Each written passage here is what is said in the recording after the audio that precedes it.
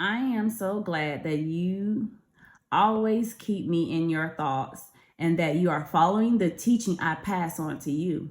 But there is one thing I want you to know: the head of every man in Christ and the head of a woman is a man, and the head of Christ is God.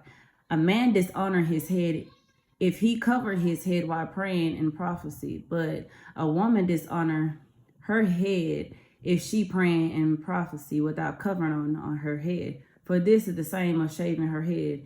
Yes, if she is refused to wear a head covering, she should cut off all her hair. But since it is shameful for a woman to have her hair cut off her head shaving, she should wear a covering.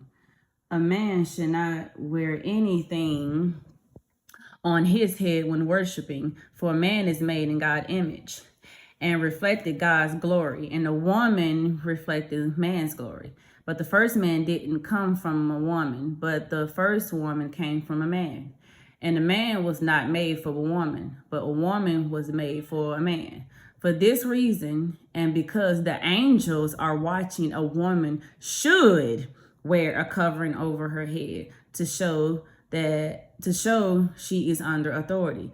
But among the Lord's people, women are not independent of men, and men not independent of a woman.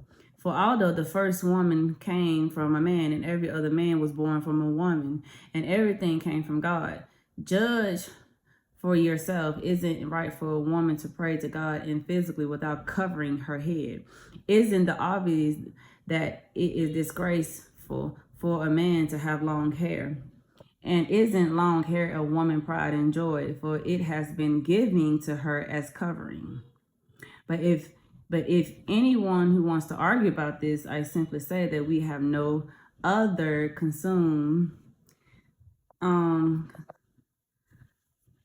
if anyone wants to argue about this, I say that we have no other concern, that this is neither to do others church.